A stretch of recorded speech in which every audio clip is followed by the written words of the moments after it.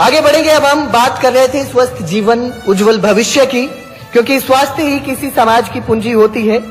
आज इलाज के साथ साथ सही जीवन शैली स्वस्थ भविष्य की कुंजी बन चुकी है। अब हम चर्चा करेंगे स्वास्थ्य के उस दृष्टिकोण पर जो इलाज से आगे जाकर जीवन की गुणवत्ता सुधारता है। मैं मंच पर आमंत्रित करता हूं हमारे खास मेहमान doctor Rohit Lamba, head of orthopaedic department, Fortis hospital, Manesar, Haryana. हमारे दूसरे मेहमान हैं doctor MS. Gupta, head of orthopaedic department, Raffles hospital, Panchkula, Haryana.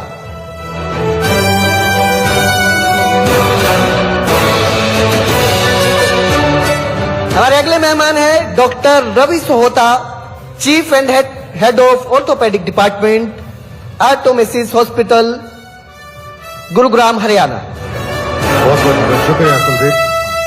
Please मैं अब मेरे सहयोगी मुकेश राजपूत जी से निवेदन करूंगा कि वो हमारे कार्यक्रम की शुरुआत करें और कार्यक्रम को आगे बढ़ाएं। Over to you Mukesh. Thank you. और इस वक्त हमारे साथ जो मंच के सामने बैठे हैं बहुत ही हमारे अजीज ज्ञानचंद गुप्ता जी, एक्स स्पीकर, आपका तहे दिल से हम स्वागत करते हैं। राजेश नागर साहब, कैबिनेट मिनिस्टर हमारे साथ बैठे हैं, आपका भी हम तहे दिल से यहां पर स्वागत करते हैं। मैडम रेनू बाला जी, आपका भी स्वागत है। और जो तीनों डॉक्टर्स हमारे साथ बैठे हैं, आप यकीन मानिए इनका आपसे पहले इंटरव्यू इसलिए कर रहा हूं क्योंकि ये जो अच्छी अच्छी बातें आपको बताएंगे वो जीवन भर काम आएंगी। तो बहुत बहुत स्वागत है। सबसे पहले हमारे साथ हैं, अपना इंट्रोडक्शन खुद करवाएंगे क्योंकि काफी टेक्निकल सा है। और वैसे मैं बता दूं कि हिमाचल से ताल्लुक रखते हैं और आजकल गुरुग्राम में है। हिमाचल से मेरा पुराना संबंध है, शिमला में ही पला बड़ा हूं और आप भी जुब्बल कोटखाई से हैं। तो अपना इंट्रोडक्शन आप करवाएंगे। Thank you very much news 18 and thank you for मैं डॉक्टर रवि सोहटा हूं। मैं और डायरेक्टर और head of orthopaedics department, Artemis hospital Gurgaon में है। मैं जो हूं पेल्वियोवेस्टिबुलर सर्जरी और जॉइंट रिप्लेसमेंट का स्पेशलिस्ट हूं और पॉलीट्रॉमा जो पेशेंट्स होते हैं उनका इलाज करता हूं। खासतौर पे जो बहुत सारे बड़े एक्सीडेंट्स में कॉम्प्लेक्स इंजरीज होती है जिसमें बहुत सारे सिस्टम इन्वॉल्व होते हैं, उन सारे पेशेंट्स की जो है इलाज प्रोवाइड करता हूं। आर्टेमिस हॉस्पिटल में मैं कार्यरत हूं। बहुत बहुत स्वागत है। और क्योंकि ये पहले की बात मैं कर रहा था जब हिमाचल में होता था, आजकल मैं चंडीगढ़ में हूं। तो चंडीगढ़ में जो नजदीक में है वो जीरकपुर है, मोहाली है और पंचकुला है। तो पंचकुला वालों से विशेष प्रेम है और पंचकुला से भी हमारे साथ में डॉक्टर साहब हैं। बहुत बहुत स्वागत है। आप भी अपना तारुफ हमसे करवाइए। Thank you Rajput ji, thank you news 18। मैं पंचकुला में हूँ, रेफल्स हॉस्पिटल में, डॉक्टर एम.एस. गुप्ता। और ऑनरेबल ज्ञानचंद जी हमारे पेशेंट भी रहे हैं और हमारे ऊपर इनका हमेशा साया रहा है और बहुत ही हेल्पफुल हमारे लिए रहे हैं। तो मैं ऑर्थोपेडिक सर्जन हूँ वहाँ पर और हर तरह की ऑर्थोपेडिक्स डिजीजेस का हम वहाँ पे इलाज करते हैं, जिसमें ट्रॉमा है, जॉइंट रिप्लेसमेंट्स है, आर्थ्रोस्कोपी, स्पोर्ट्स इंजरीज हैं, हम सब करते हैं। जी, आप दोनों एक मेरे हिमाचल के पड़ोसी हैं और एक हरियाणा के। और अब जिनसे मैं आपका तारुफ करवा रहा हूं वो आप दोनों के ही पड़ोसी हैं एक तरीके से। मानेसर गुरुग्राम के नजदीक पड़ता है और हरियाणा की आप कहें कि पैसे की दृष्टि से तो कैपिटल वही। आजकल 150-200 के तो फ्लैट ही मिलते हैं वहां पे। आप भी डॉक्टर साहब अपना तारुफ करवाइए। जी सर, मैं डॉक्टर रोहित लांबा, मैं फोर्टिस हॉस्पिटल मानेसर में director orthopaedics and joint replacement हूँ। मेरा कीन इंटरेस्ट वैसे रहा है जॉइंट रिप्लेसमेंट में, यानी कि हिप और नी रिप्लेसमेंट्स में और स्पोर्ट्स इंजरी मैनेजमेंट में। तो अगर यहाँ की कॉन्टैक्ट की बात करें तो मेरा बर्थ अम्बाला कैंट का ही है और जीवन के पहले 4 साल मैं यहीं करनाल में रहा हूँ। उसके बाद फिर पढ़ाई और सब चीजों के लिए हम बाहर निकल गए, लेकिन अब फिर वापस हरियाणा आकर ही हरियाणा की सेवा कर रहे हैं। जी, आप तीनों का स्वागत है, सुस्वागतम। और पहले हम आपसे ही शुरुआत करेंगे।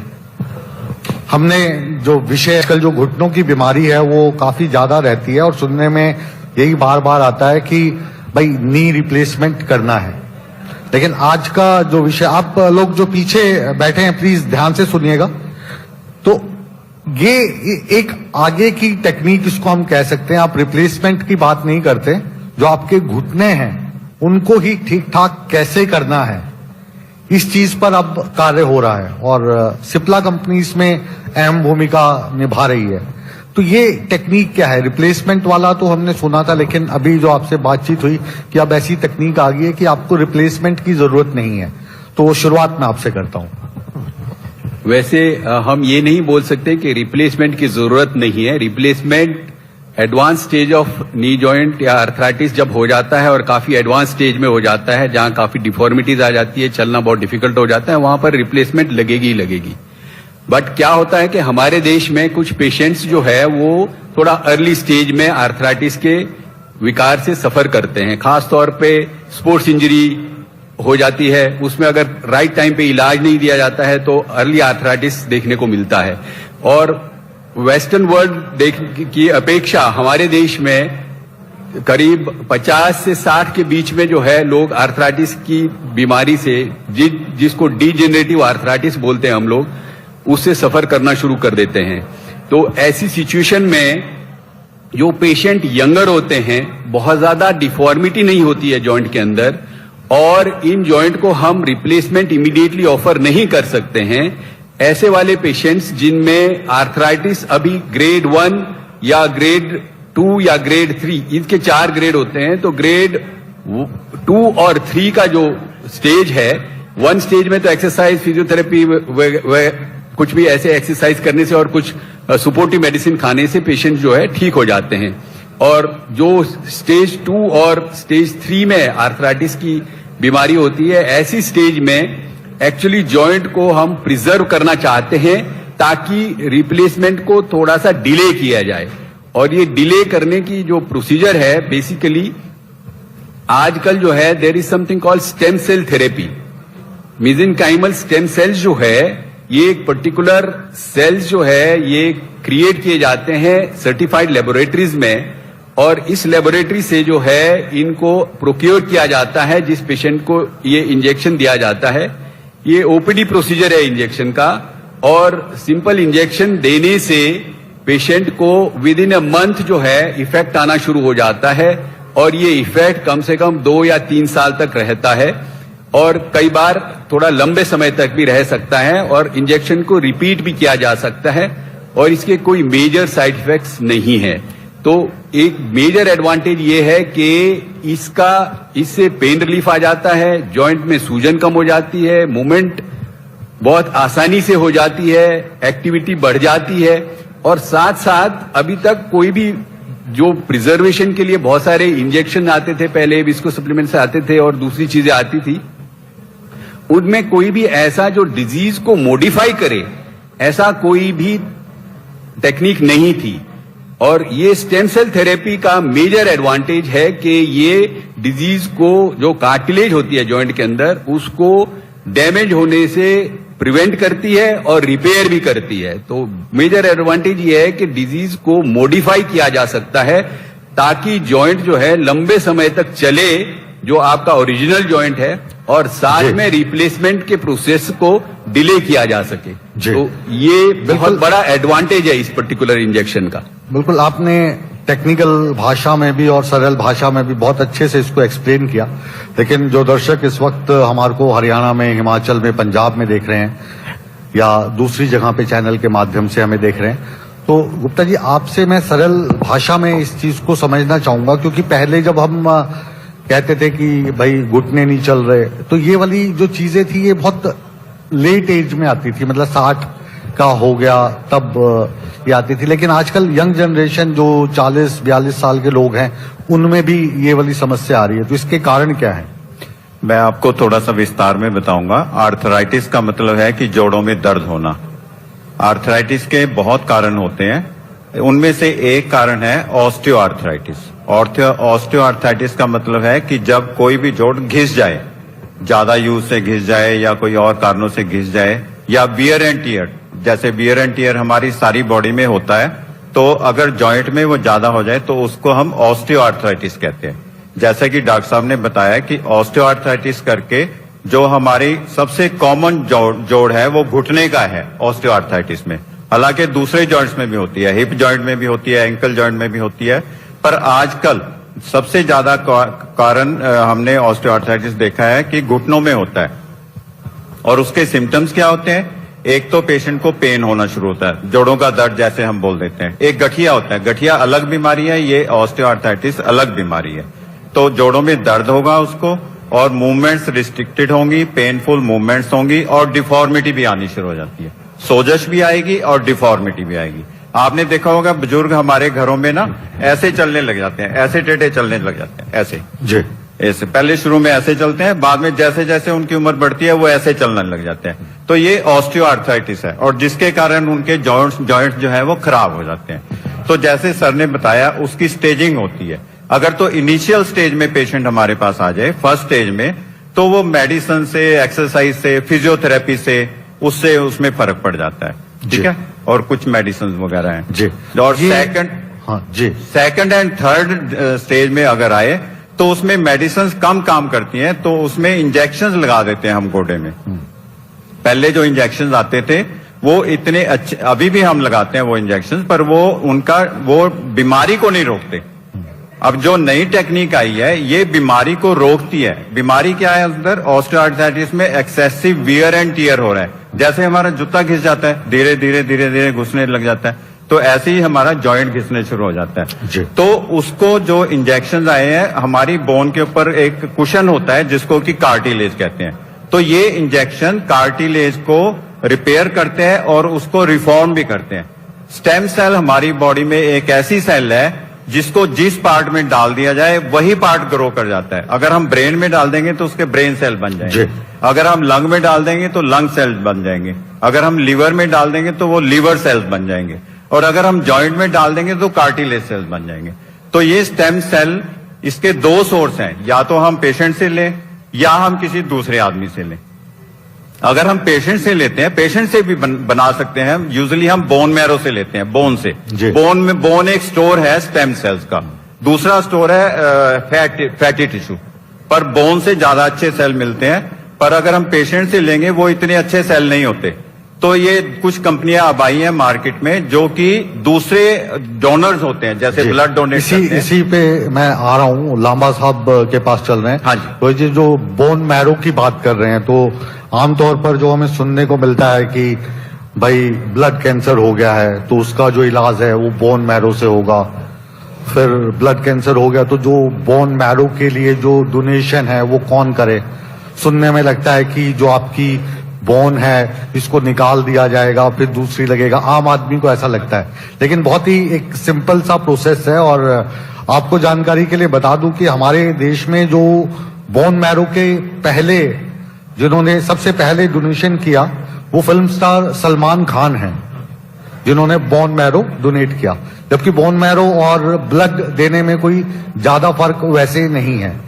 तो ये जो प्रोसेस है और जिस तरीके से इसको फॉलो किया जाता है, बेंगलोर में आपकी कंपनी इसको बनाती है, फिर एयरलिफ्ट करके आप इसको कभी गुरुग्राम पहुंचाते हैं, कभी मानेसर, तो कभी पंचकुला।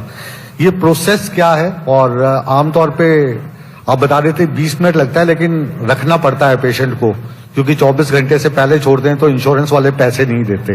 तो ये प्रोसेस मैं आपसे जानना चाहूंगा। देखिए, पहले तो ये समझें कि स्टेम सेल्स हैं तो ये क्या स्टेम सेल्स क्या हैं। इनको हम स्पेशली कहते हैं मीसेनकाइमल स्टेम सेल्स, MSC। अब मीसेनकाइमल स्टेम सेल्स एक प्रिकर्सर स्टेम सेल्स होते हैं जो बहुत अर्ली स्टेज के होते हैं, जो कि मैच्योर होकर किसी भी तरह के किसी ऑर्गन में भी ट्रांसपोर्ट कर सकते हैं। कोई ऑर्गन बना सकते हैं, कोई बोन बना सकते हैं, कार्टिलेज बना सकते हैं। आप जहां उनको यूज करना चाहें कर सकते हैं। इसका यूटिलाइजेशन US और बाकी कंट्रीज में बहुत एडवांस लेवल पे पहुंच चुका है। हमारे पास रिसेंटली ये शुरू हुआ है, पिछले 2 साल में इसके बारे में हमें ज्यादा अवेयरनेस हुई है, ज्यादा अवेलेबिलिटी भी हुई है।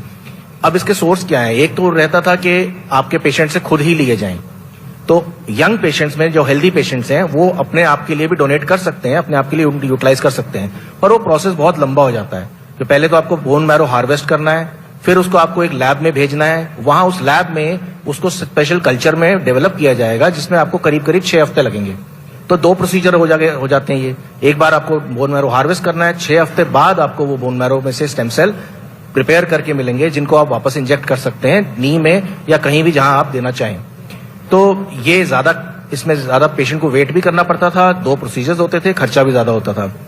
इसका एक ऑल्टरनेटिव सोल्यूशन हमारे पास आया कि हम हेल्दी डोनर्स से, जिसको कि एलोजेनिक बोन मैरो कहते हैं, उनसे अगर ये स्टेम सेल्स लें और उनसे हम स्टेम सेल्स को कार्टिलेज के हिसाब से प्रिपेयर करके पहले ही अपने पास लैब में प्रिपेयर करके रखें, तो हमारे पास रेडिली एक सोर्स, एक बैंक अवेलेबल है जहां से हम कभी भी जरूरत पड़ने पर हम वहां से ले सकते हैं, मंगा सकते हैं और पेशेंट की रिक्वायरमेंट के हिसाब से उनको इंजेक्शन दिया जा सकता है।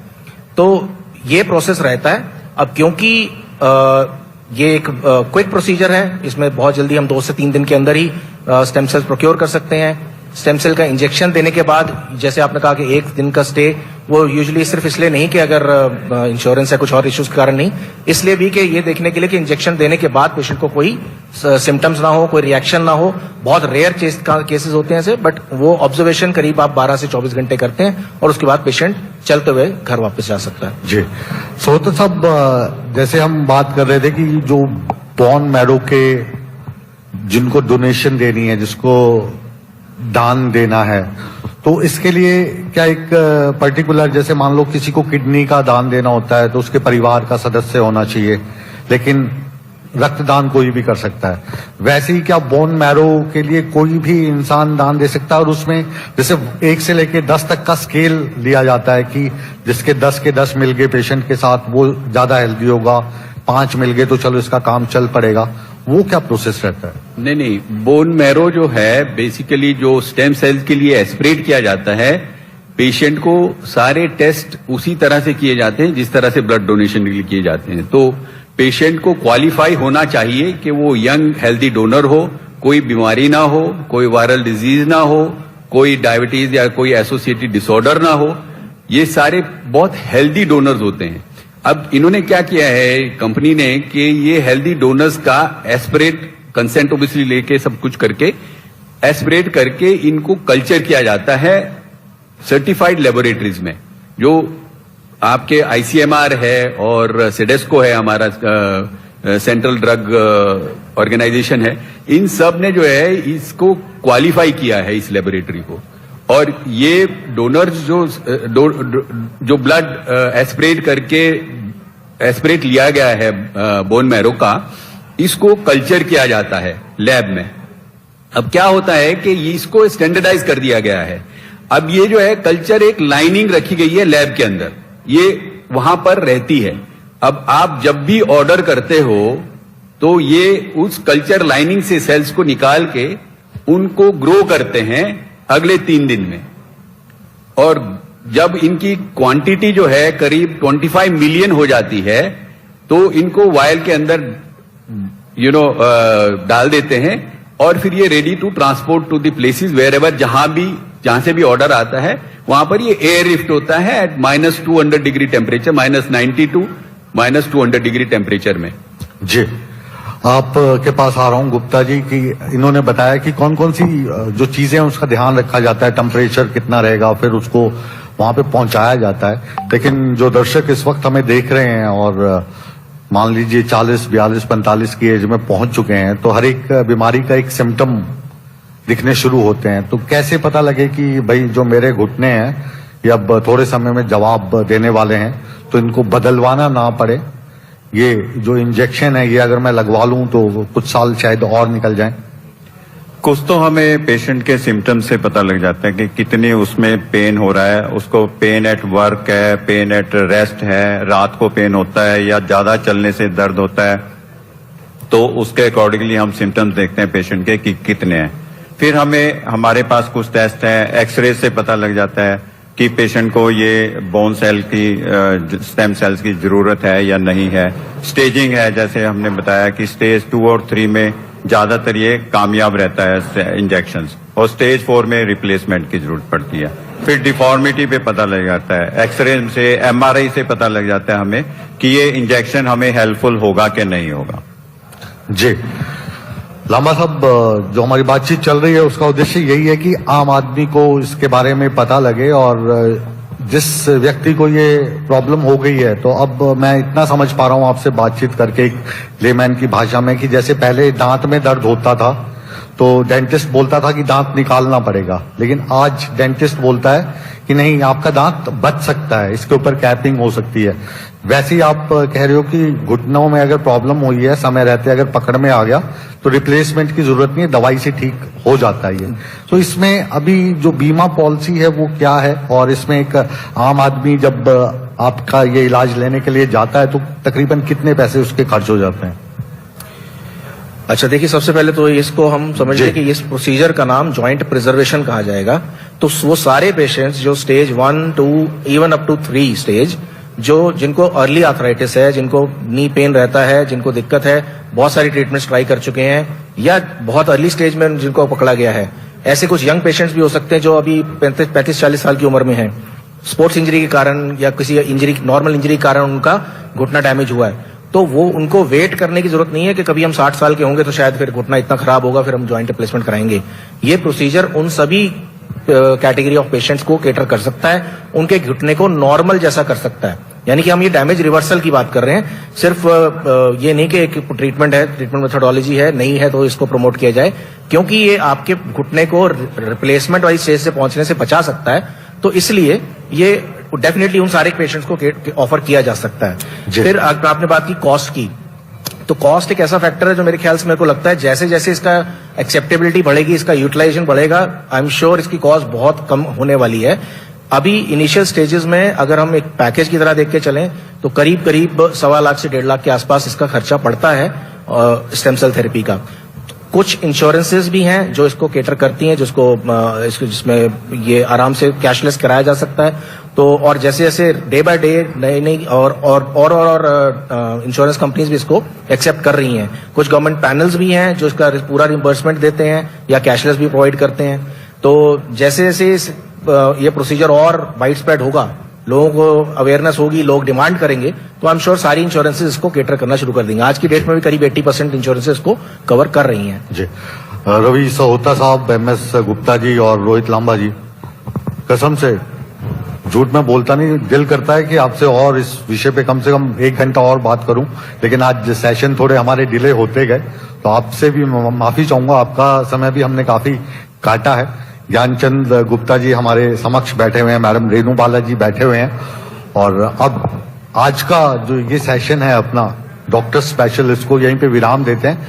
लेकिन यकीन मानिए, ये न्यूज 18 की तरफ से आगाज है, इसका प्रचार प्रसार और होगा और इसके बारे में जानकारी लेंगे और अधिक से अधिक लोग इस बीमारी को लेकर जागरूक हो सकें, नी रिप्लेसमेंट के बजाय नी प्रोटेक्शन अगर मैं इसको कहूं तो उसकी तरफ बढ़ सकें।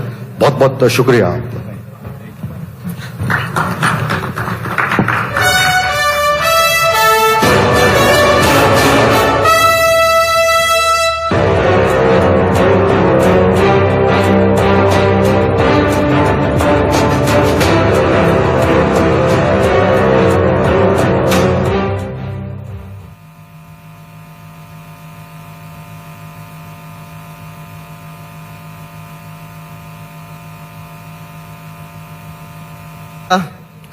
Jagmeet Jammu regional head network 18, तो जोरदार तालियों के साथ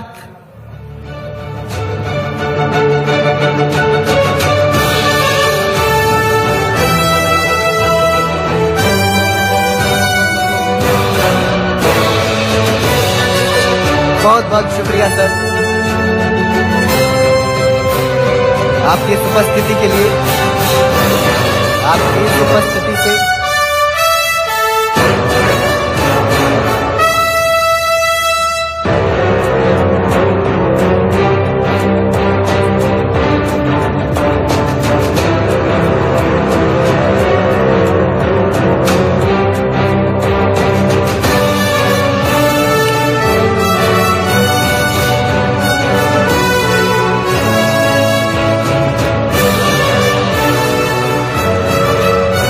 बहुत बहुत शुक्रिया हमारे सभी मेहमानों का। और अब